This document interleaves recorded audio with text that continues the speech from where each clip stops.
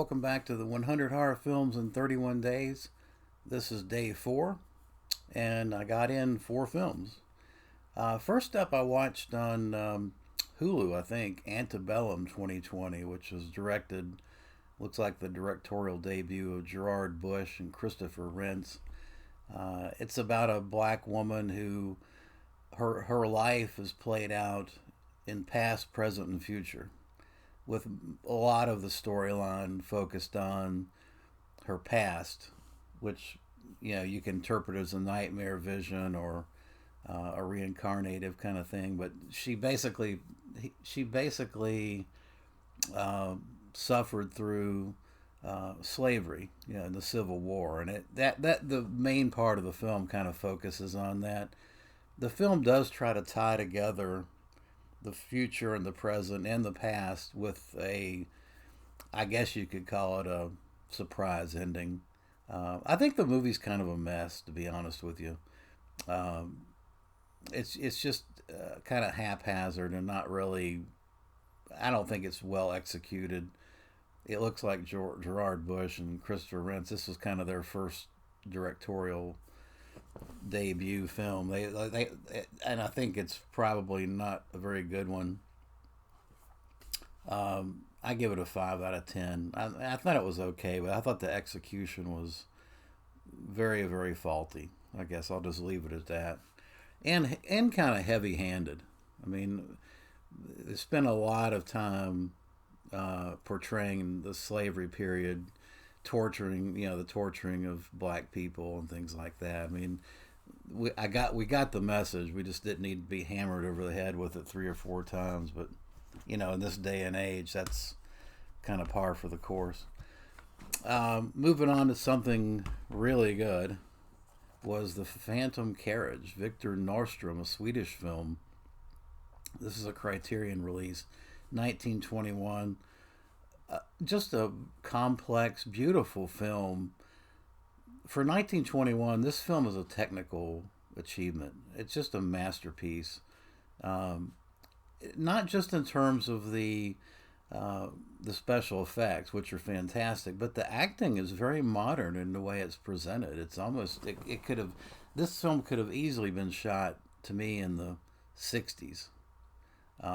It's an amazing film. It's about a drunkard, a guy that just has lived his life.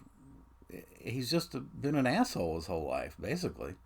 He mistreats his wife and kids, mistreats his friends. He's just worthless, real worthless dude.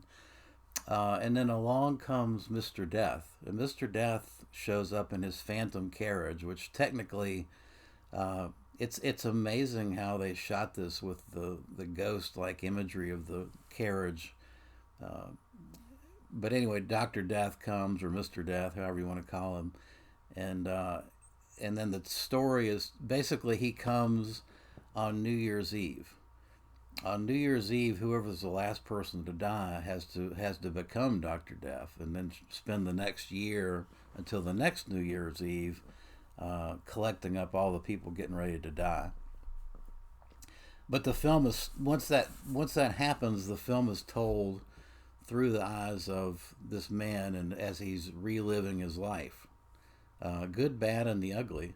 It's a great story. It's a horror story. It's a story of sin and redemption. Uh, Very complex. Great stuff. I give it a 10 out of 10. I've seen it 2 or 3 times, and it's a long movie. It's not something you're going to sit down and knock out in 70 minutes. This is an hour and 40 minutes, 47 minutes. But it's well worth your time. It's a 10 out of 10, and I don't give out 10 out of 10s much. Highly recommend Phantom Carriage. Next up is A Bay of Blood, Mario Bava's giallo masterpiece from the early 70s, um, starring Luigi Pistelli and actually the brother Claudio, the brother of Gian Marie Volante, who was in for a few dollars more. Uh, this film, I've watched this a number of times as well, and I can't help thinking that Friday the 13th, the first film, is just a remake of this film. Down to the kills. I mean, some of the kills are just right out of the page of this movie in Friday the 13th. The setting for this film is an abandoned bay, like a resort. It's kind of a rundown resort, and you've got an inheritance. You've got the inheritance of this bay, which could be worth a lot of money if it was, if it was built up and sold off as a resort. You've got a bunch of kids, of course, the mandatory, obligatory kids who got to get killed off. It's just a gore fest, a nihilistic gore fest. I mean, you've got bodies from the opening scene. You've got a woman who is the owner of the bay killed off, and then the killer of her is killed off, like in the opening minutes. So, and it's also got a great twist ending. Great stuff from Bava, and definitely a precursor to slasher films. This is way beyond the me. This is more than just a proto slasher. This to me may be, you could consider this maybe the first slasher film, although because it's Italian, I guess it falls in the giallo category. Whatever category, it's a fantastic film, and I love it. This is a Kino release, by the way. And this release has an audio commentary by Tim Lucas, which is very informative as well. Recommend that big time. Also known as Twitch of the Death Nerve. And then finally, I finished up with Frankenstein Meets the Wolfman, which is a childhood favorite. Of course, this film picks up where Ghost of Frankenstein and the Wolfman leave off. It's kind of a tie-in to those two movies.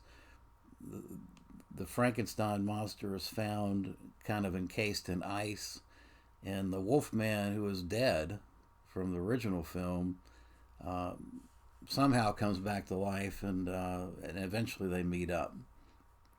Bela Lugosi finally donned the monster makeup for this film, and not too comfortably. Obviously, obviously that's the most talked about thing about this movie, is that Bela was old and the acting looked like shit as far as the monster. But we all know, I think, as monster kids, that in the backdrop to this, in the production of the film, the producers were uncertain whether Frankenstein should be able to talk, or and see, by the way, or as it ended in The Ghost of Frankenstein, he has lost his vision. He's blind.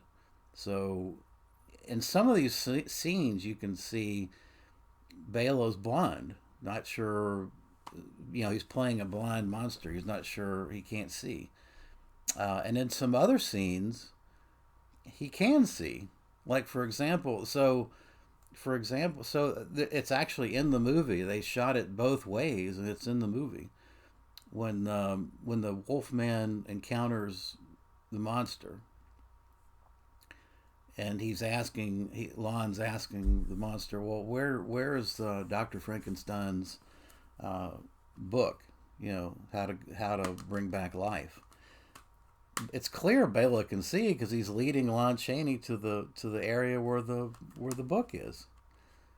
So it's just a convoluted mess of a film, and it's really not Bela's fault. People blame Bela for bad acting, but I mean, they shot it two different ways, and they left it in the movie. So that I'd blame that on Universal and the producers and the director and the editor. I mean, pick one. Either he's blind or he's not blind. I mean, either he can talk or he can't talk. Just pick one. Having said all that, I love the movie, and I love the final showdown between the monster and the Wolfman. I mean, this film, I grew up with this film. This film I saw on Chiller Theater on Saturday nights, late night Saturday nights. I grew up with it, and it's for monster kid. It's for kids. So I can't, as an adult, it's not really fair for me to nitpick it and pick it apart. But I've watched it so many times, I can't help but thinking about these things and questioning them as I watch it. All right, that is going to do it. that's going to wrap up day 4, and I appreciate you watching.